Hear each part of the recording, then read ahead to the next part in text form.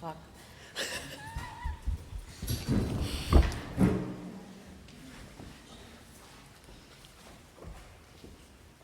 Good evening, everybody.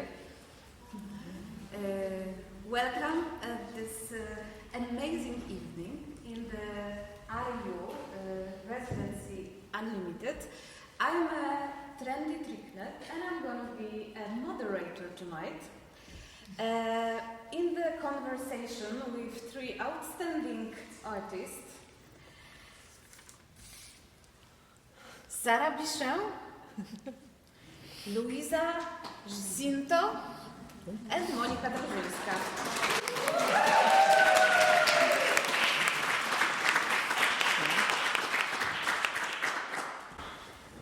The plan for tonight is I'm gonna ask those three amazing artists 4 questions, and after each of these questions you are welcome to ask your question, but on the very end we're gonna have a Q&A session and you're very welcome to join it.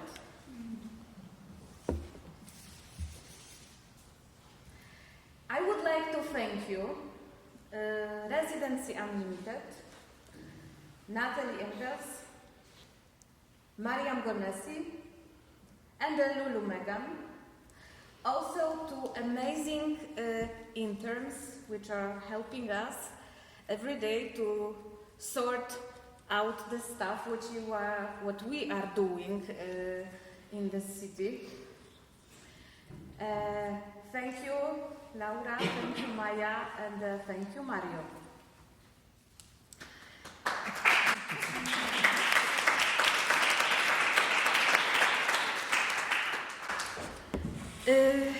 Okay, so I hope that you are fine, that all artists are feeling nice. And now we're gonna start our session. So it's Are You Tuesday Night Live. Again, welcome everybody.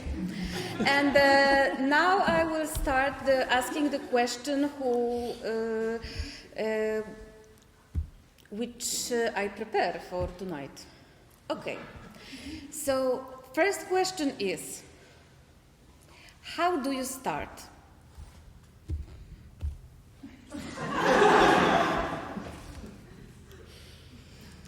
Hi. So, my name is Luísa. Thank you for the question. So, how do I start work in general? It can vary immensely. Sometimes it's a verse that doesn't go away from my head. Sometimes it's a word. Sometimes it's a verb that I am chewing for a long time, and that verb can unfold into many other things. It can be a physical sensation. It can be, well, it has to be something strong enough to put me in silence and have this need to translate it in order to know it better or to better understand it. And of course, I'll try to choose a medium that will help me go closer to that thing I'm looking for. You know, if it's a tiny painting, if it's a large thing, if it's a video, it's an intuitive choice after that thing that is hard to grasp. I think if it would be so easy to name, maybe I wouldn't do art. Does that answer the question, you think so?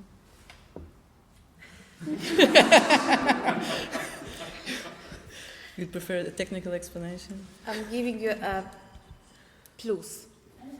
Not yet? Okay. That we will be back to this one. All right.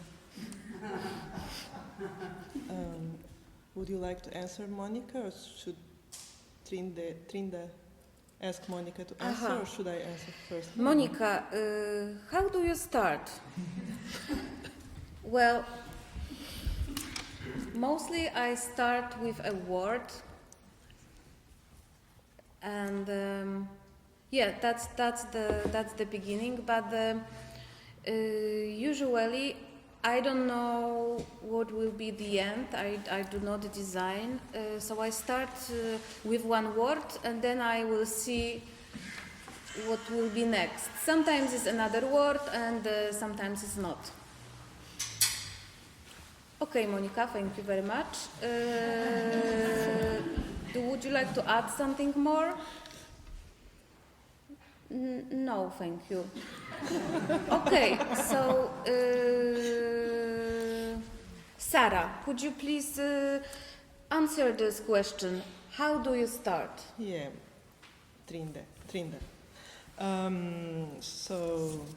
Thank you for coming. I'm Sara. I'm mainly a sculptor, and so I usually work with found material or material that is given to me. So I would say I start by collecting things in a daily basis, things that I gather within my walks, things that people give to me, because there are a lot of people giving me materials, or things I can steal. I usually steal with a method, so I am sure it's really lost. I also like to start by setting up adventures, which oblige me to make a kind of an effort, because I truly believe that when you go to an end of an effort, you find clues that are the ultimate answers for a proposal that for me has meaning when it's subjective, where I find poetry. And for example here, I also like to start by giving a translation that we are using that word very much today, but a translation to what I'm passing through. And this translation, when it goes to a narrative that is mostly connected to drawing, mainly and first of all, because it's a direct relation in between what you're thinking and what you're writing. I also like to do it very much in a different ground of consciousness.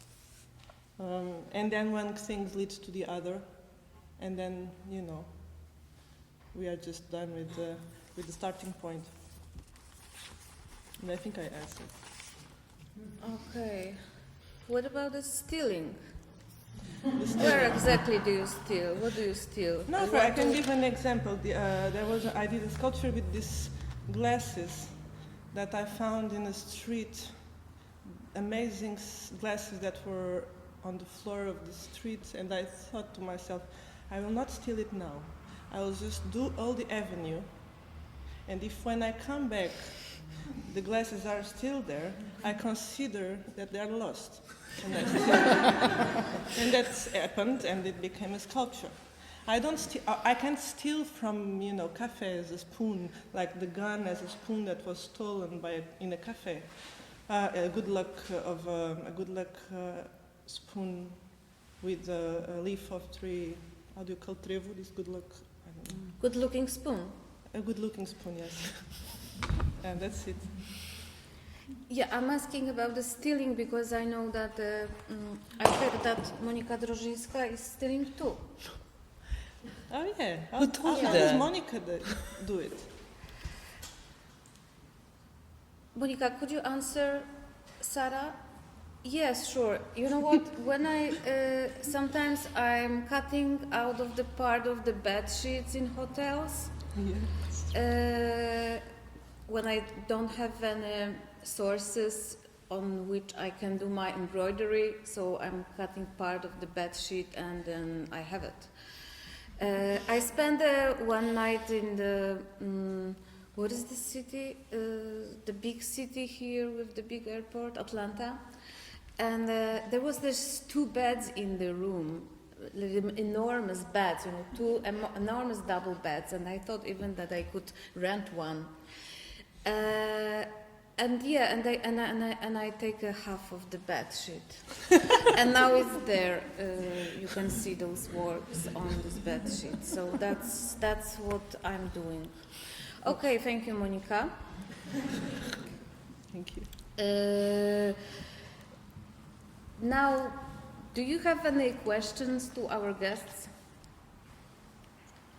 Yes, please. Yeah, I would like to ask, is there a difference when you steal?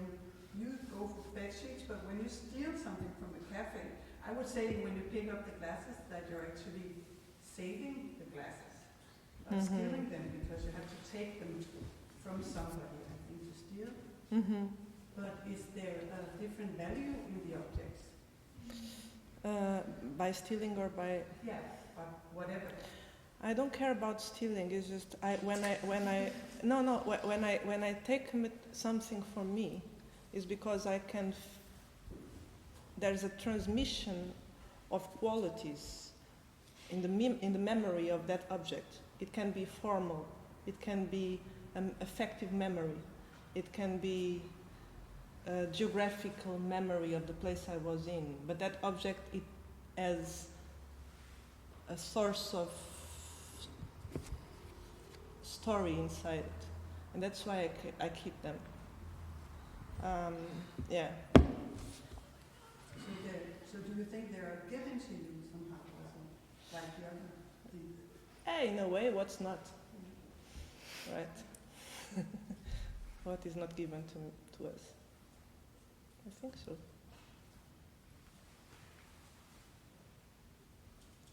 Any other questions? I was curious about, if you said something about the setting of ventures that started, can you maybe talk about one example of the ventures you are setting up for yourself? Yes, I can talk about an example of a piece that is now being exhibited in Copenhagen. We were talking in between artists the other day about it. So, for example, there is a proposal of doing a project in a river, in an area that is divided by a river. It happens that I was raised in one of the cities, and that I grew up in. I studied and became adult on the next city, on the other side of the river. What I proposed, for example, was to cross the river with a sculpture that was frozen in a big cylinder of ice with the weight of my weight, or the human weight. For that, I needed to learn how to row, so I could cross the river. And it was an adventure because it's not so clear that it's going to freeze at the right, to melt at the right time until it gets to the other side of the river. So it needed a lot of calculations, a lot of mathematics, and a lot of physical preparation in order to be able to do it. That's the kind of adventures I like to set myself in, because actually the movement of crossing the river was sculpting the piece itself. That's it. Thank you, Sara. Thank you, Tinde. All right. So the second question is intuition versus intentions. How that struggle for you? Maybe you, Luísa, might start with this one. Okay. Intuition versus intention. Intention versus intuition. Yes. Well, for me, they are both very important. I think they play decisive roles. I remember there was this artist, Portuguese artist, Luso-American. She said that for her it was very important that when she worked, she had no intention at all. That really startled me. And it's a beautiful statement. But I think, the intention to go all the way is essential, because you find things in the creative process, but they're starters. And you have to go through, you have to go all the way, like an adventure. Mm-hmm. So the intention to go until the end, until you hit the wall and that's it, is very important. And of course, it can be useful to have more or less an idea of what you're aiming at. And then it is really important to be open to unpredictable things, to surprises, to contradictions inside the process that might really lead you elsewhere and might invite you to enter the logic of the process and not my intentions. You know, sometimes the best thing to do is to give up my intentions and follow the work, the work's logic, and it's also a process of losing. And sometimes what you don't know, what you don't really understand, is what is more interesting that's taking place, and that you should follow a bit like a play. So, yeah, I think you have to will it to go to the end and be very open through the process. Yeah, otherwise things do not happen. Well, you'll end up with your own mirror, which is really something to avoid. I would say, yeah. What do you think, Sara? I think intuition is a self-right, is our drive. It's something. It's a language that is beyond awareness, and we can really connect with it every day through the radiation of everything that is, you know, a repetition of nature, and just come to us as we are sure of a kind of an unity, and so we are driven by that, and it appears everywhere. That's why I say I choose an object and not the other.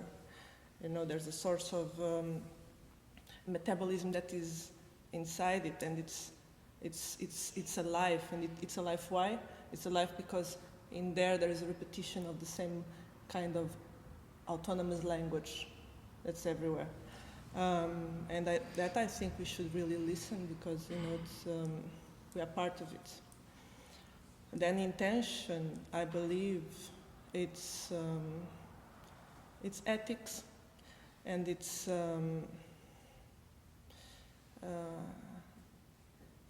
it's a position. Well, it's you want to do your art practice as much as you do your life.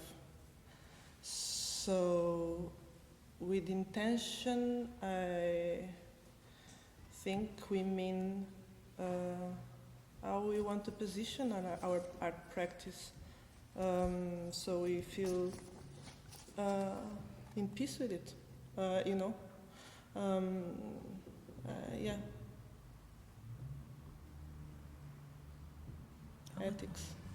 Ethics, intention, self-right, intuition. So cool. I'm afraid about what Mónika gonna say about this after this introduction. Mónika, now your turn. For me, definitely, intuition is the number one somehow. Yeah, but somehow the intuition is like not enough to follow the goal. So then probably I'm adding intentions or something else to follow the intuition. But I love this. I love this space where I don't know what I'm doing, and sometimes it takes me even a couple of years to write a text what work was about. And yeah, and that's the most interesting moment. But also I'm in the place that that it's harder and harder to do the stuff what I don't know what I'm doing actually, and I can follow this intuition, that I can follow my body, and my body can do what it wants to do, right? So it's not so my intellect or thoughts are not they are not in charge somehow. Yeah, but I'm doing my best anyway. And intuition is my priority at the moment. Okay, Mónika, thank you so much. Thank you, Mónika. She did it. She did it. Yeah. Okay. Okay. Do you have any question to our guests? Please, Susanna. You are talking about your intuition of doing things and actually that you are trying not to control the process, but besides the works which you are doing, which are like big size works, you are also doing stuff which is kind of acupuncture in the public spaces when you are doing embroideries like in the trains, in the buses. And people are not always happy with this. Other people are like super happy with the content of the message. And this is less about intuition. Yeah, this is more about the political aspect of the artistic work. Yeah, this one what you are talking about, this illegal embroidery in trains, what I'm doing, this is actually fun. This is, I'm doing this for fun. That's one of the very important aspects on doing this illegal things in trains and planes. But this fun is very serious things as well, because people are doing a lot of things while they're traveling. They're reading, or I don't know, they playing Candy Crush, or I don't know, checking the Instagram all the time, right? And I'm doing this illegal embroidery, and this is like my very simple activity while I'm traveling. But on the other hand, I love this moment that this is for fun. And to have this fun, like the pure fun out of it, no matter what I'm embroidering and what is the content of this embroidery, that this pure fun is something what is very important to me. That it keeps me to be in contact with my inner child, because I'm kind of grown person. And yes, and this is and every day in my life, every second, actually, from the moment when I woke up until the moment when I'm gonna go to bed, I'm an adult. And this moment when I am in this deep connection with my inner child keeps me going very well in my adult life, and that's what it is. And another layer of this, what is the content of this embroidery, if this is political or this is poetry or some other thing, this is also important. But I think that the fun is something what is really serious, what is very serious input in the adult life. So that's what it is about. Very beautiful answer. Thank you, Mónika. Thank you for this voice. Thank you, Susanna, for these questions. Anybody else has a question to our guest? Anna, please. Yeah, I'd like to have a question to Luísa. So it was very interesting for me that both of you mentioned that as a starting point you have like a word sometimes, and especially in your case it was kind of surprising because you do really like material work, and I was just wondering how a word translates in your head into something so material. I'm also like asking about whether synesthesia is somehow involved, or what's your strategy or process when like you chew on your words or thoughts, and how do you find your material basically? Thank you. It is hard to answer. Well, I think, this is very redundant, but I'll say it anyway. I think my work is about seeing. But really, what is it? What is to see? There is a wonderful verse somewhere that says it's going into a height, and then it wishes to be satiated by I wish like I will be satiated by your image. So this idea that an image might suffice, might satiate is crazy for me. It locks me in. And of course we are so very much manipulated by images in such an ugly way that it's really a different territory that I want to go in. It's the opposite territory.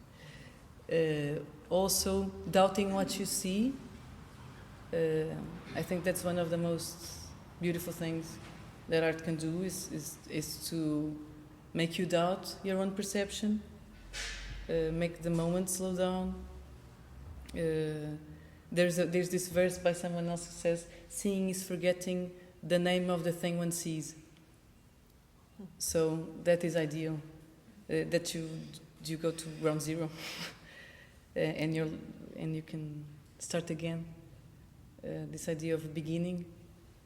I don't know if I answered your question, but so I can start from a word. It can be thirst. Seeing is, of course, the one that haunts me more. I make visual things. I make mainly images, or even the word image. For me, it's very problematic. What is an image? If I smudge beautifully here 3 pigments and I do this on a sheet, is it already a drawing? Is it an image already? Is one dot how synthetic can an image be, or is anything that touches my retina an image? And what's the difference between painting and image then? It's complicated. Thank you, Luísa. Thank you, Anna, for this question. Do you have any other questions to our guests? Yes, please. Questions to you. To me? Yes, please. Did you think your train fund is dangerous? I didn't hear you. Can you repeat? Did you think your train fund is dangerous? If your train fund is do you think that your train fund is dangerous? Train fun? Yes, your train fund on the train. Oh, sorry, I didn't understand you. This is it, right? Is it dangerous? Yes. No, it's not. No, of course it's not. No, it's not dangerous. Why do you think it could be dangerous? Dangerous to me? Dangerous to me? No, it's not. Don't worry, I will be fine. So very positive.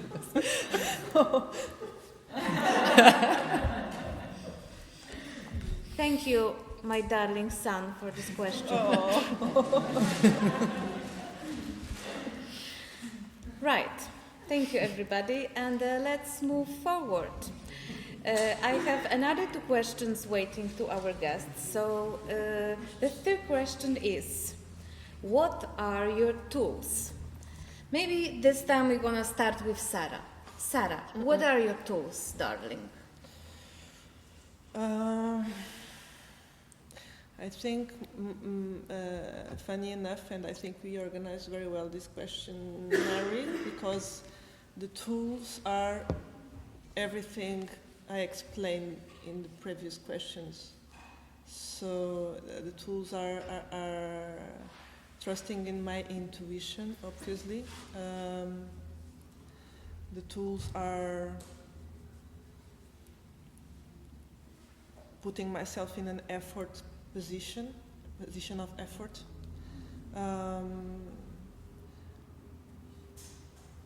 It is also an healing process, so I will use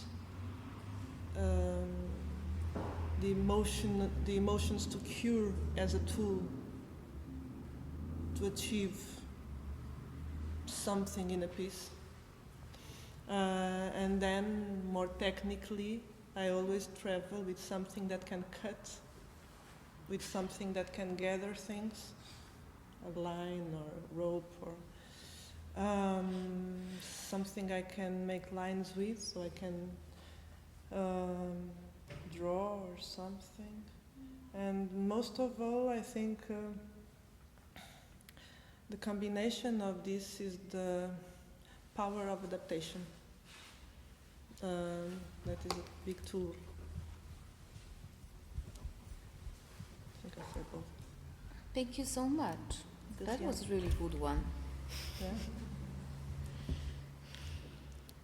Luísa? Hi. So, my tools. I come from painting, Mm-hmm. so visibility, colors, shapes. That is, I am very attentive to that, but of course it's perception in general.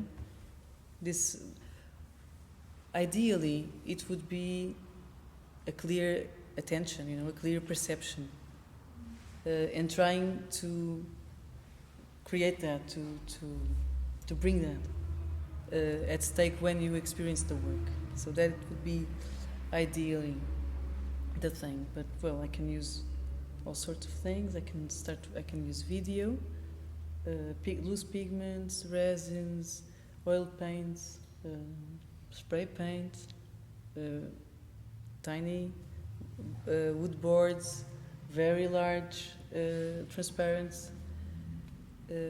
fabrics.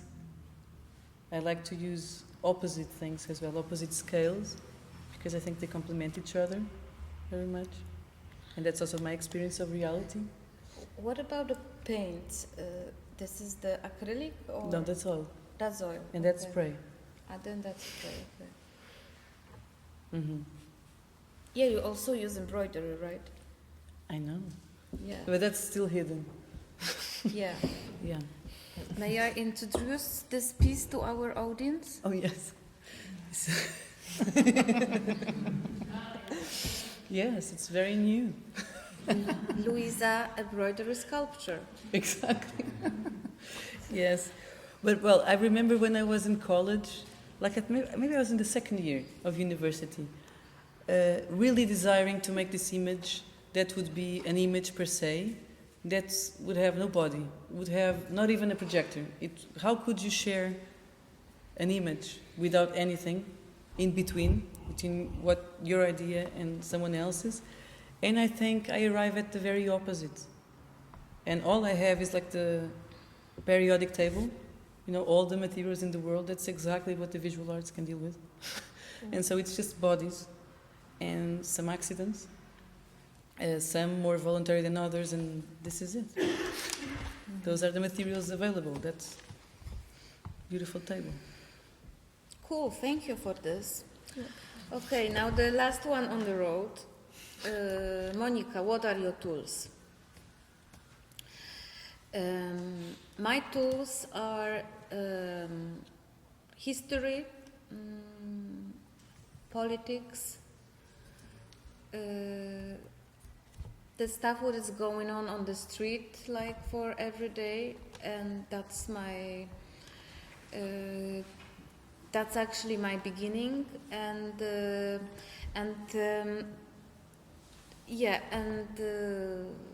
vandalism, that's something what I really like, and I'm using this for to deal with a needle and with a thread on the cotton. So that's my tools. Okay, thank you, Mónika. Would you like to add something more? No, I don't. Thank you. Do you have some questions to our guests? Yes, please. Going back to fun and danger, Mónika has already answered this question, but what about Luísa and what about Sara? What is fun and what is danger for you? What do you do for fun? What do you do for danger? Want to answer? Or should I? You do first. What do I do for danger and what do I do for fun? Two radical emotions, no? Having extreme fun or extreme danger. Must be worth it. The danger must be worth it, the fun, for the pleasure of it. I think when you are convicted that the fun of it will give you enough pleasure, you'll do it. When you think that the danger will lead you somewhere that you really should be in to find what you want to express, or then you should do it. How does it work in the creative process? I personally never speak about fun or danger. I don't put myself in those positions. I would speak on effort and pleasure. And those for me are very, very, very closely connected. But then, you know, it's just a point of view of the same thing, which is a limit boundary in between comfort zone and going beyond that, which only gives you more feedback. It's friction. Yeah. It's friction. Yeah. Yeah. So, I think what is more exciting to me is to try to do something I do not know if it will work out. An idea that I'm not sure if I can translate, a material I don't really know if it will work. And sometimes you can have a lot of things involved. That is a great turn on. I like to risk things that can fail. Yeah. So, and I think I take a lot from that, and the work grows with that as well. Of course, you have to have a strong enough intuition. Otherwise, it's just a waste of time and energy. No? It has to make sense, even if it's a creative process, hard to translate, non-linearly logical thing. But you have to be able to grab that with some certainty in order to try. Yeah, and fun. I think it's part of living. You know me very well. I love to have fun. I can have fun. Yeah. Fun is part of life, I hope. Yeah. Your question has been answered? I hope so. Thank you, ladies. Last question. You have a question? No? Sure? Well, concerning multiple personalities. Yes, please. I'm not sure if I can help, but yes, please. Just wanted to know, especially from the two of you, what role the idea of multiple selves have to you in your life, and what if you feel it has any importance? Multiple selves. For us? For both of you. Okay. I mean, I feel for Mónika.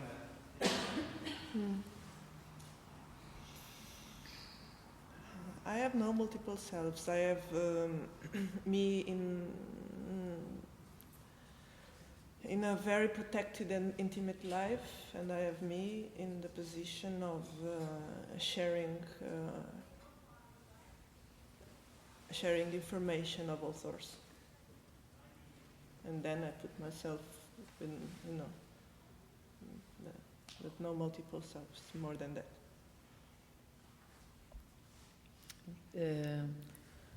Well, I'm not worried about the formal coherence of the work, and I do think it's always about the same thing. You know, that if you're doing your thing, you can play every single instrument, use every single different language, that you will arrive at the same tone, at the same atmosphere. That if you're lucky, one artist can say one thing or two, you know, and it's beyond your intention. Actually, what you're saying, it will just come out. So I'm never worried about formal coherence at all. It's the last thing that would worry me. But having said that, it's one thing. So ideally, I'm one. I would like to be one only. But yes, we fail, and sometimes we can multiply. But it's fun if things go right. Yeah. With me, tonight you just met two, but there is more.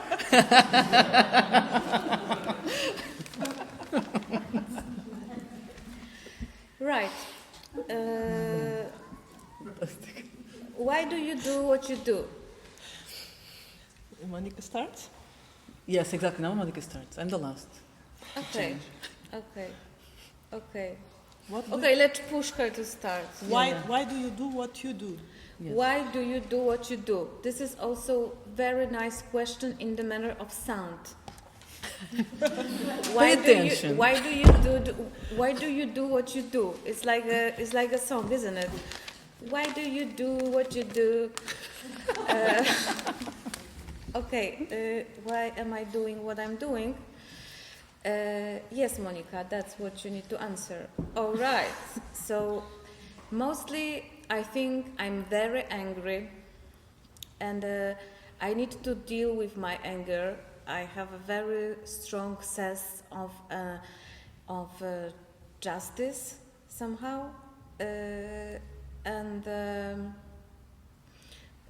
so I'm using this energy to work with my work somehow.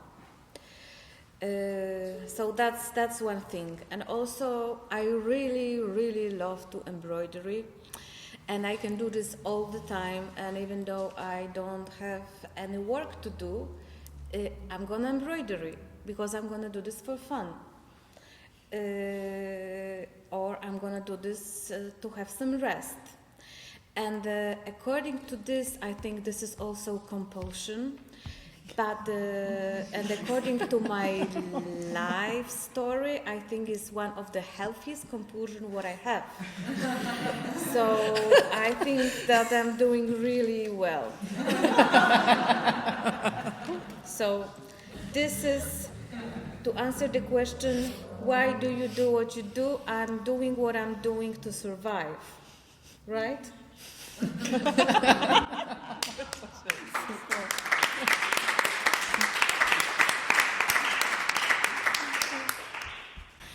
All right, thanks, Mónika.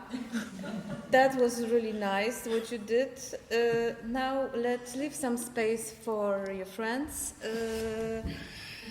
And Luísa and Sara, my darling couples for tonight and for this New York adventure. Why do you do what you do? Yeah. So I think I will be brief. It started because in a younger age, I had incapacity to position socially. So it ended up that I found this way of expression, and it worked out well. People gave me feedback, and I was feeling more empowered in terms of how to communicate with others. Then it became something I understood as this, again, autonomous language I could activate or not, and would make everyone wonder. And I think that's a beautiful spot to be, to wonder. Obviously, I need to do it in a very specific rhythm because I survive financially from it. So that's also why I do what I do as a professional. I show it so often. But mainly what keeps me doing it is because I think I'm glad that we are able to share this in between poles, in between people that enjoy the beauty of being together just by doing, again, subjective things for the sake of poetry again. And I think in the end, also there's a lot of shit happening in the art world, but if we filter and keep on it, that's why we are all here. I don't think we came just to find face-to-face encounters and business meetings. We are all here for a reason, and the reason is this companionship towards the world of art. No, I think so, and that's why I think we are still listening and willing to discuss a little bit more. I think that's in the end the main reason. Otherwise, we all can do whatever we want, you know. Or not. We can. So for Luísa? me, why do I do what I do?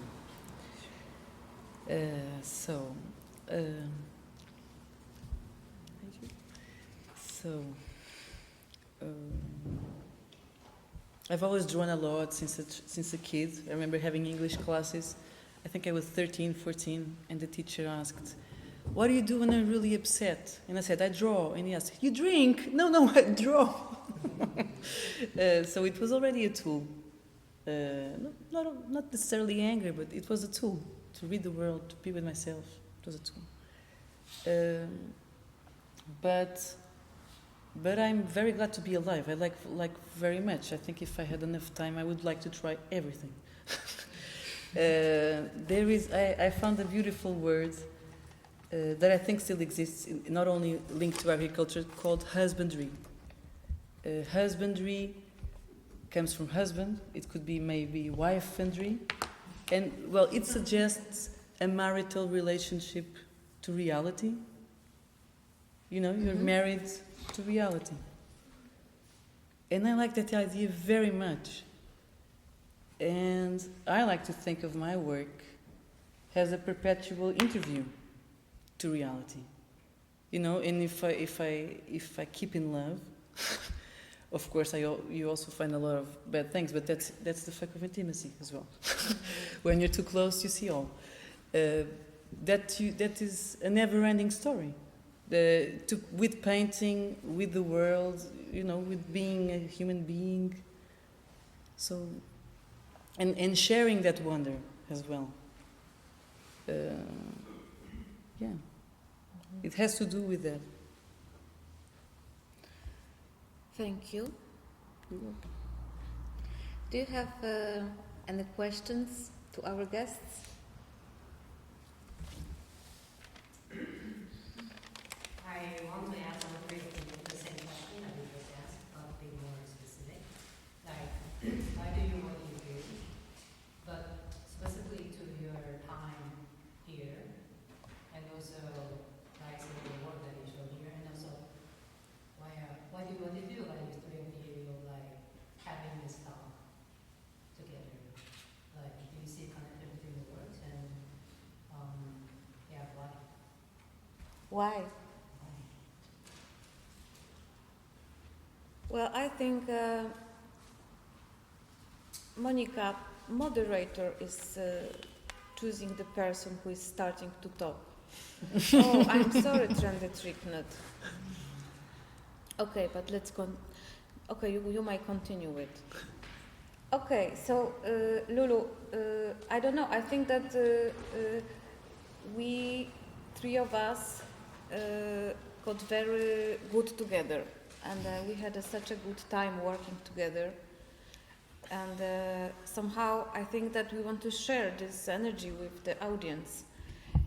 Not to show only the works, but to show that we are really, actually, this is like, I couldn't believe that it might happen that the people here choosing someone who don't, because you didn't know us, right?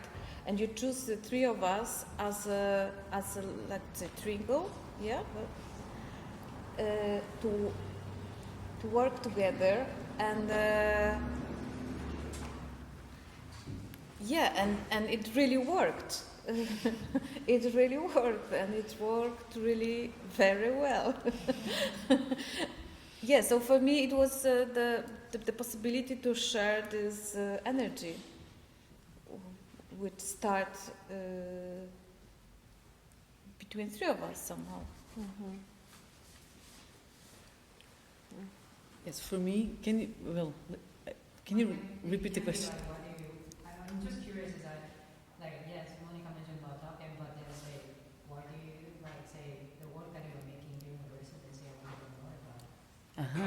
why do you do the work here and during time here, and how does it, the work that you do here, and how does it relate to your other body of work or your practice? Well, these tiny figurative paintings that I do them loosely. They can come from anywhere. The image sources can be something I witnessed, something I remember, something I saw, and they're not narrative, so that is muted in the work, and so they have the same horizon of relevance, even if they are still from a film, or if it's from my personal archive, or if it has really no image and it's just a memory. Those three are called Wild River. They are these long panoramas of the Grand Canyon, where I've never been, but I would very much like to go. Yes, and I thought they would make a good dialogue with that large one, which is called Thirst. Having a wild river next to a very tiny wild river next to a very large thirst made a lot of sense to me. Although it's not so clear beyond this. And also why the three of us, we were invited to be together, and it has been a marvelous experience to have these dialogues in the studio, walking in parks. It's one of the most enriching parts of the residency, is really getting to know people, hanging out, understanding their thoughts. I really admire their practices, so it is a privilege to share ideas on things that are really dear to us, and you don't always have that much time to speak about, and we really put off our guards. So yes, I'm very thankful. I think we said everything. What a beautiful encounter and friendship it became. Because I think we deal with problematics of, or we have the same kind of observations toward the art practice. So it has been a pleasure to discuss together, mainly. What I'm doing here is I came to New York because I asked for funding, but I came to New York, or I was willing to come to New York because I was needing to get punched. After the pandemics in Europe, I was needing a little bit of vibration.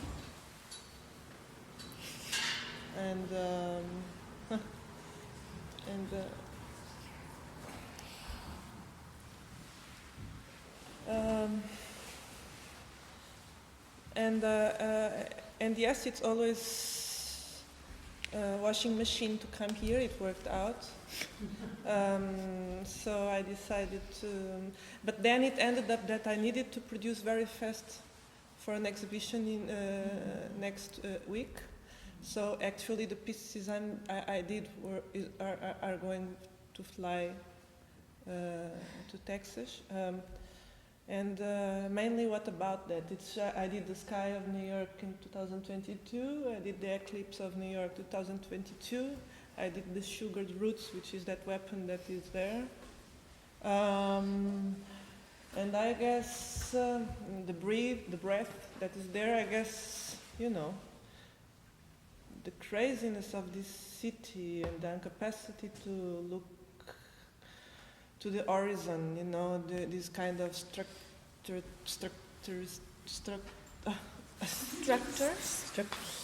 Yeah, that at the same time so not balanced. I think it might answer the kind of works that are done with the conditions that are done, because it's again a very short period of 1 month in a very short, small place as it needs to be. We wouldn't be able to do bigger anyway in such a short time and with that condition. And that's it, I think. I think that Mónika would like to add something to her answer. Yeah. here in the residency, I made the works. I call it. This is like a balls, and I just recently start to work with these shapes, and this is like they are supposed to be in a move. I don't know how to do this, but the ideally is to play with this. I call it play with these balls like that. The best would be to have 3, but I'm not gonna even try to play with 3. But I think that's what it's nice, that this is like war in motions, that they are actually that it's moving. It's not a still image anymore. And this is something what starts here, and probably this is the beginning of something, but I don't know what yet. Can you tell us a bit about the numbers? Yeah, numbers. I haven't been using numbers before I came here, and this is the 7 balls, and each one is the date of history, certain dates of the history. This is 2002 is like when the Tony Blair invited, when the Tony Blair and his wife were visiting Putin in Petersburg. So that's the one, and this one is 2000 is when the Queen Elizabeth invited Putin to Great Britain, and he was the first of her guests since czasy carskie. Jak to mam powiedzieć? Oh, thank you, Susan. So this is the certain date of the history, and that's how it is. That's how the politicians are playing with us. Like that. But they are doing this much way better than I do. Right? All right. Thank you, Mónika. Thank you, everyone. Do you have some other questions to our guests? If not, thank you so much for joining this Tuesday nightlife. I'm thrilled to be a moderator and the host of this event. So I'm Trendy Trinket, and thank you for being here. And my lovely guests, Sara Bichão, amazing artist from Portugal. Sara is sculpture.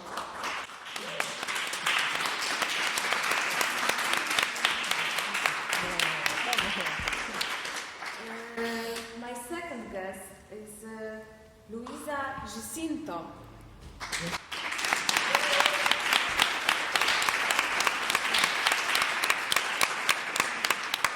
From Lisbon, Portugal.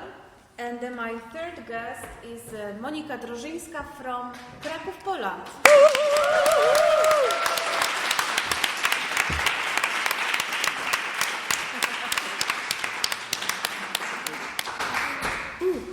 Thank you. Yeah, you did it. I have to go to the I'm so perfect.